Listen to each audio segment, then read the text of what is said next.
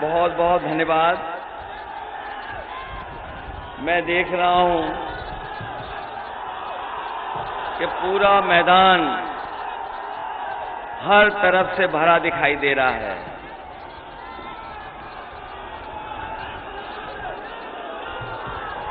चारों तरफ, और जहां जगह नहीं बची है लोग छतों पर भी हैं। पूरा मैदान हमें चारों तरफ से भरा दिखाई दे रहा है। मैं एक एक अपने आदरणीय बुजुर्ग, किसान भाई, मजदूर, नौजवान साथी, माताएं बहनें और पत्रकार साथियों का धन्यवाद देता हूं और मैं आभार प्रकट करता हूं आप सबका। सबसे पहले मुझे खुशी है इस बात की, मैं अपने आप को गौरवान्वित महसूस कर रहा हूं कि आज सीतापुर की धरती पर मुझे बोलने का मौका मिल रहा है। इतने जन समूह के बीच में हमें अपनी बात करने का मौका मिल रहा है। ये वो धरती है जो गंगा जमुनी तहजीब का एक संदेश भेजती है। जहां जिस मैदान में खड़ा हूं वहीं हमारी ये सीतापुर की धरती न केवल यूपी बल्कि देश में इस बात के लिए जानी जाती है कि जहां पर संत और नवी साइंस जैसी पवित्र धरती हो, जहां दूर दूर से साधु संत श्रद्धा के लिए और अपने आप को इस जगह के दर्शन करने के लिए दूर दूर से आते हैं। वहीं हम इस मैदान में, जहां बाबा गुलजार शाह का मैदान है, उसमें मिलने का मुझे मौका मिल रहा है। ये वो जगह है, वो जगह जहां राजस के जनक राजा टोडरमल की धरती है, जो राजस के बारे में जाने जाते हैं, जिन्हें राजस के जनक कहा जाता है, उसकी धरती पे हमें बोलने का मौका मिल रहा है। मैं एक एक उपस्थित जनसभा में अपने आदरणीय बुजुर्ग, किसान भाई, नौजवानों से मैं अपील करने आया हूं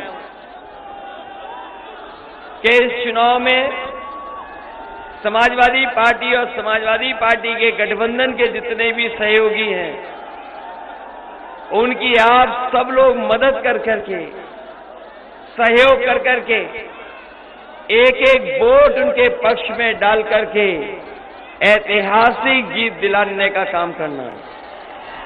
मंच पर हमारे बैठे हुए पार्टी के जिलाध्यक्ष सतपाल यादव जी,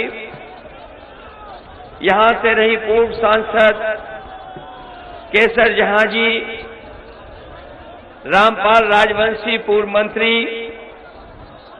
समाजवादी पार्टी की सरकार में मंत्री नरेंद्र वर्मा जी, एमएलसी आनंद भदौरिया जी, कमलेश यादव जी, पूर्व विधायक जहां समीर अंसारी जी, देवी शंकर वाजपेयी जी, जहीर अब्बास, दिग्विजय सिंह देव, अजय यादव, मुकेश वर्मा, प्रोफेसर अली, अमर सिंह बबलू, प्रदीप सिंह पन्नू, लाल सिंह यादव जी से लेकर के हमारी समाजवादी पार्टी के उपस्थित यहां पर मोहली विधानसभा के समाजवादी पार्टी के प्रत्याशी अनूप गुप्ता जी, सीतापुर के प्रत्याशी समाजवादी पार्टी के राजेश जायसवाल जी, हरगांव से रामहित भारती जी, लहरपुर से अनिल कुमार वर्मा जी, बिस्मा जहां पर हम लोग आपसे निवेदन कर रहे हैं, नौजवान साथी समाजवादी पार्टी के प्रत्याशी अफजाल कौसर जी, शिवता के प्रत्याशी महेंद्र सिंह झीन बाबू जी, महमूदाबाद के हमारे पार्टी के प्रत्याशी विधायक नरेंद्र वर्मा जी, सिधौली से समाजवादी पार्टी के प्रत्याशी हरगोविंद भार्गव जी, मिश्रिक से समाजवादी पार्टी और ओम प्रकाश राजभर जी के गठबंधन के प्रत्याशी मनोज कुमार राजवंशी जी, उपस्थित सभी नेता और संगठन के सभी पदाधिकारी, मैं जब से चुनाव प्रचार में निकला हूं और जब आज आपके बीच में वोट मांगने आया हूं, 2 चरणों का वोट पड़ चुका है और जो खबरें आपके बीच में आई होंगी पहले चरण से और दूसरे चरण से, इस बार पहले और दूसरे चरण में ही गठबंधन को बहुत समर्थन मिला है और तमाम लोग तमाम तरह के आकलन कर रहे हैं। लेकिन मैं ये कह सकता हूं कि पहले और दूसरे चरण में ही गठबंधन ने शतक लगा दिया है और तीसरे चरण का वोट पड़ने जा रहा है कल और चौथे चरण का वोट पड़ेगा।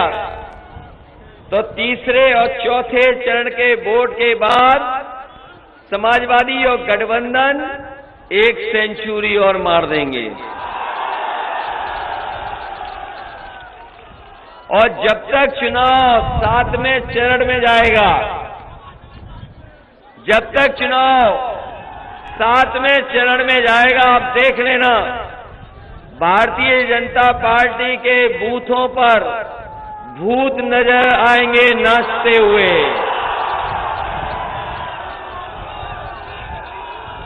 ये लग रहा है कि वोट डालने में तो अभी देर है, लेकिन यहां के लोगों ने राय बना ली है कि उनके विधायक कौन है। और न केवल यहां पर, जो सीतापुर की तरफ से हवा चल रही है और लखीमपुर में मैं देख करके आया हूं, लखीमपुर की सभी 8 सीटों पर वहां के किसान, नौजवान और माताओं बहनों ने फैसला ले लिया है कि इस बार भारतीय जनता पार्टी को माफ नहीं करेंगे, पूरी तरीके से साफ कर देंगे। और सीतापुर, यहां तो 9 सीटें हैं। ये 9 संख्या अंग्रेजी में मैजिकल नंबर होता है, मैजिकल नंबर। इस बार तो सीतापुर से 9 की 9 सीटें गठबंधन के पक्ष में जा रही हैं और इसलिए भी जा रही हैं कि पिछला 5 साल का कार्यकाल इन्होंने देखा है। 5 साल के कार्यकाल में बताओ भारतीय जनता पार्टी ने हर दिन झूठ बोला कि नहीं बोला। और इनके नेताओं के अगर आप भाषण सुनोगे, जो इनके नेता आ भी रहे हैं, जो छोटे नेता हैं वो छोटा झूठ बोल रहे हैं और जो थोड़े बड़े हैं वो बड़ा झूठ बोल रहे हैं और जो सबसे बड़े हैं वो सफेद झूठ बोल रहे हैं। ये बात मानते हो कि नहीं मानते हो? ये वही लोग हैं जिन्होंने कहा कि 2022 में किसानों की आय दोगुनी हो जाएगी। हमारे किसान भाई हमें दिख रहे हैं, हमें सिख भाई दिखाई दे रहे हैं। बताओ आय दोगुनी हुई कि नहीं हुई? न आय दोगुनी हुई। जब हमारे किसानों को खाद की जरूरत थी तो ये सरकार खाद भी नहीं दे पाई, न खाद दे पाई, न डीएपी दे पाई। और अगर खाद मिल भी गई तो घर जाकर के बोरी देखी तो 5 किलो की उसमें से चोरी हो गई। धान में इतनी बड़ी लूट किसी ने नहीं देखी होगी। कोई खरीद केंद्र नहीं बना जहां पर किसान अपना धान लेकर के जाता और कीमत मिल जाती। मुझे याद है आप लोगों को धरने पे बैठना पड़ा, आंदोलन करना पड़ा, लेकिन इस सरकार ने किसी का नहीं सुना। धान की लूट हो गई। ये वही भारतीय जनता पार्टी के लोग हैं जो कह रहे थे कि हवाई चप्पल पहनने वाला हवाई जहाज में चलेगा। हवाई चप्पल पहनने वाला हवाई जहाज में चलेगा, लेकिन जितना डीजल पेट्रोल महंगा किया है, बताओ गरीब की गाड़ी चल पा रही कि नहीं चल पा रही? ना गरीब की गाड़ी चल पा रही है, ना हमारे नौजवानों की मोटरसाइकिल चल पा रही है। 100 के लगभग हो गया पेट्रोल, का नहीं हो गया। और ये अगर दोबारा सरकार में आ गए तो याद रखना, पेट्रोल 200 रुपए का बिकेगा, 200 रुपए का। चुनाव जैसे ही शुरू हुआ, बीजेपी के लोग डोर टू डोर कैंपेन कर रहे थे, डोर टू डोर प्रचार कर रहे थे। याद है कि नहीं याद है? कुछ लोग थूक लगा करके पर्चा बांट रहे थे, घरों पे जाकर के वोट मांग रहे थे। जब से माताओं बहनों ने उन्हें लाल लाल वाला सिलेंडर दिखा दिया, तब से इनका डोर टू डोर कैंपेन बंद हो गया। अब दूर से ही प्रचार कर रहे हैं। जनता से इतना घबरा गए कि अब दूर से प्रचार कर रहे हैं।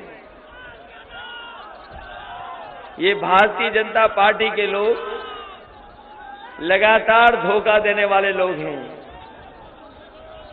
और इधर जब उनकी हार होने लगी तो हमारे बाबा मुख्यमंत्री कह रहे हैं कि गर्मी निकाल देंगे। हमारे बाबा मुख्यमंत्री कह रहे हैं गर्मी निकाल देंगे। सुना है सीतापुर में ही आज घूम रहे हैं कहीं पर।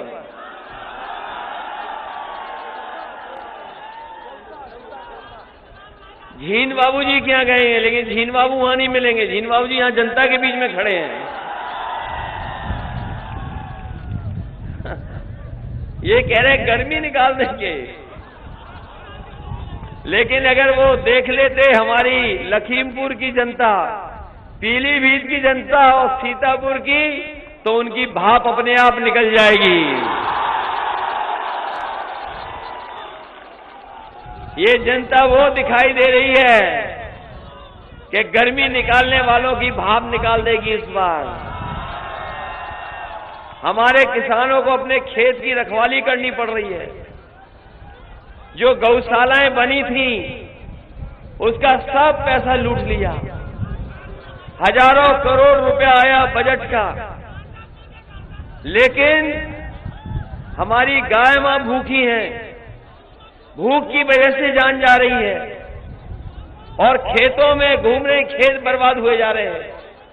किसानों का नुकसान हो रहा है और किसान को अपनी रखवाली के लिए, खेती की रखवाली के लिए तार लगाने पड़ रहे हैं। बताओ, तार लगाने पड़ रहे हैं कि नहीं लगाने पड़ रहे हैं? समाजवादी सरकार बनेगी तो कम से कम 2 सालों में सुधार कर करके उनकी देखभाल कैसे हो।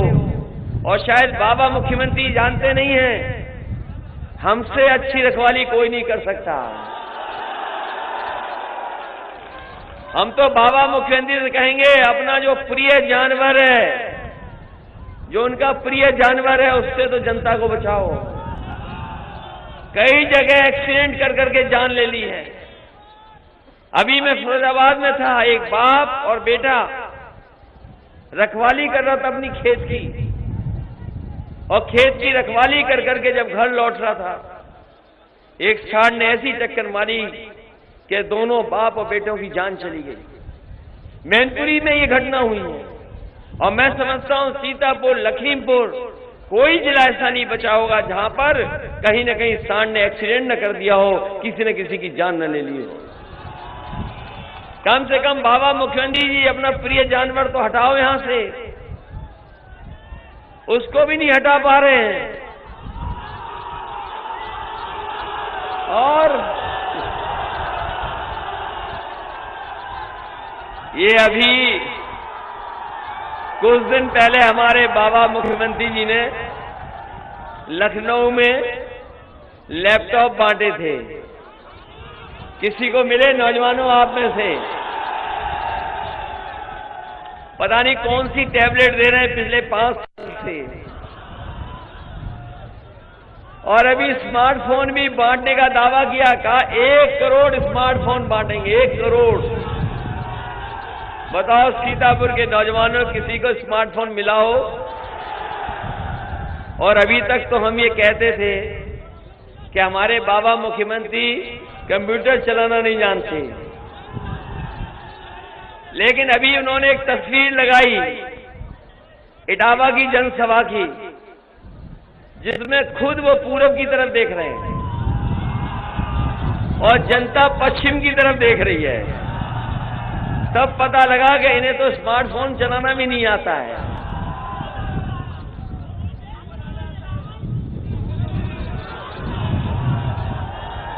और ये बिजली का बिल जब आता है तो बताओ करंट लगता है कि नहीं लगता है? ये बाबा जी कोई बिजली नहीं बनाए हैं, न बिजली बनाई इन्होंने और न बिजली के कारखाने का नाम रट पाए अभी तक। अभी तक बिजली के कारखाने का नाम नहीं रट पाए। पत्रकार साथियों, कभी उनसे पूछना कि ये जो बिजली आ रही है क्या आपने कारखाना लगाया? कोई कारखाना नहीं लगाया। ये जो बिजली आज उपलब्ध हो रही है, ये सभी की सभी बिजली उत्तर प्रदेश में जब समाजवादी सरकार थी उस समय की बनी हुई है।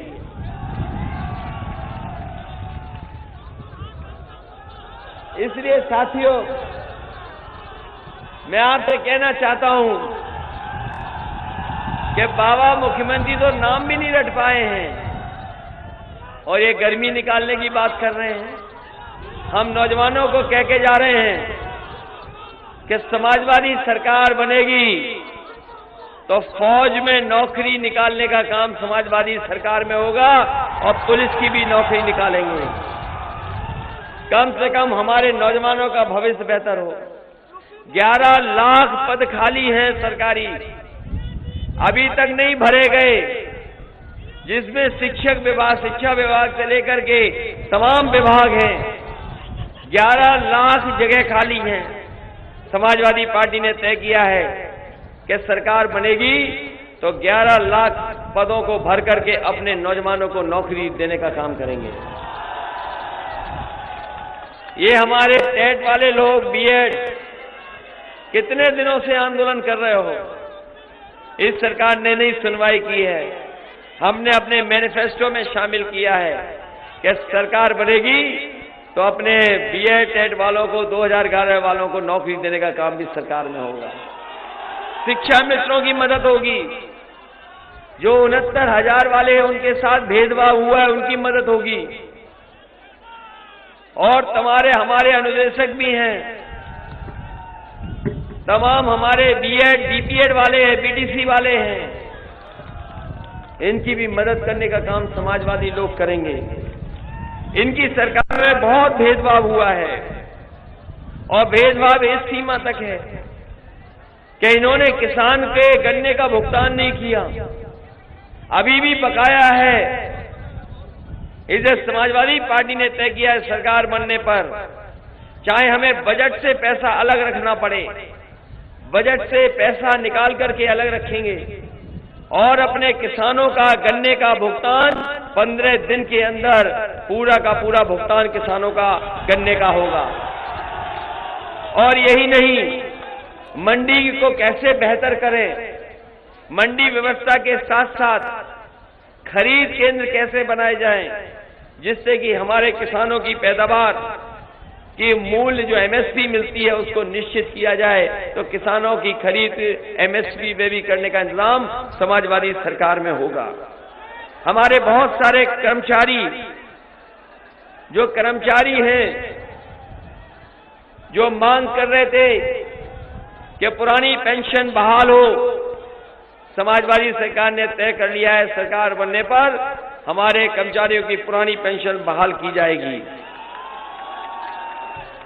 इधर आपने देखा होगा जब लॉकडाउन लगा, मजदूर पैदल पैदल घर पहुंचा था, किसी मजदूर की सरकार ने मदद नहीं की। आप सड़कें देखी होंगी, मजदूर पैदल पैदल जा रहा था। कोरोना में बहुत सारे लोगों की जान गई। इस सरकार ने न दवाई दी, न जिला का अस्पताल का बिस्तर दिया, और सांसों की सबसे ज्यादा जरूरत थी ऑक्सीजन, ये सरकार ऑक्सीजन भी नहीं दे पाई। बड़े संख्या में लोगों की जान गई, किसी की मदद नहीं हुई। समाजवादी सरकार बनेगी तो जिस तरीके से सुप्रीम कोर्ट ने भी निर्देश दिए हैं, जो कोरोना के समय पर जिनकी जान गई है उनकी मदद करने का काम भी समाजवादी सरकार में होगा। यहां पर बहुत सारी शुगर फैक्ट्रियां हैं जो चल नहीं पा रही हैं, कहीं की कैपेसिटी या किसी कारण बंद है। अगर उनको पुनः विचार करने पर या संभावनाएं बना करके कैसे शुरू हो, उनको भी चालू करने का काम समाजवादी सरकार में होगा। आपको याद होगा कि जिस समय कोरोना आया सब कुछ बंद पड़ा था। अगर कोई चीज मदद कर रही थी तो वो आपकी एम्बुलेंस, जो गरीबों को अस्पताल तक पहुंचा रही थी। जब से ये बाबा मुख्यमंत्री जी की सरकार आई है, ये एम्बुलेंसों को भी बर्बाद कर दिया है। एम्बुलेंस भी आज गरीब की मदद नहीं कर पा रही है। समाजवादी सरकार बनेगी जहां अस्पतालों में गरीबों के इलाज के लिए इंतजाम होगा, दवाइयों के लिए इंतजाम होगा, जांचों के लिए इंतजाम होगा। वहीं एम्बुलेंस की संख्या अगर बढ़ानी पड़ेगी तो एम्बुलेंस की संख्या बढ़ा करके अपने गरीबों को सही समय पर एम्बुलेंस पहुंचा करके उन्हें अस्पताल मदद के लिए पहुंचाने का काम सरकार में होगा। ये 100 नंबर वाली पुलिस वाली व्यवस्था, ये 100 नंबर वाली पुलिस की व्यवस्था चालू की थी, जिससे कहीं घटना हो जाए, कहीं विवाद हो जाए तो फोन मिलाने पर पुलिस आपके पास मदद के लिए पहुंच जाए। लेकिन जब से ये बाबा मुख्यमंत्री सरकार आई है, हमारे 100 नंबर को जो 112 किया है, तब से हमारी पुलिस को भी इन्होंने कबाड़ा कर दिया। इस सरकार में अगर कोई चीज डबल हुई है, इस डबल इंजन की सरकार में कोई चीज डबल हुई है तो भ्रष्टाचार और महंगाई डबल हुई है। बताओ महंगाई डबल हुई कि नहीं हुई? किसी को नौकरी रोजगार मिला कि नहीं मिला? क्या आपको उम्मीद है कि बाबा मुख्यमंत्री जी किसी को नौकरी रोजगार दे देंगे? अभी मैंने लखीमपुर में कहा कि काका गए हैं तो बाबा जी भी चले जाएंगे।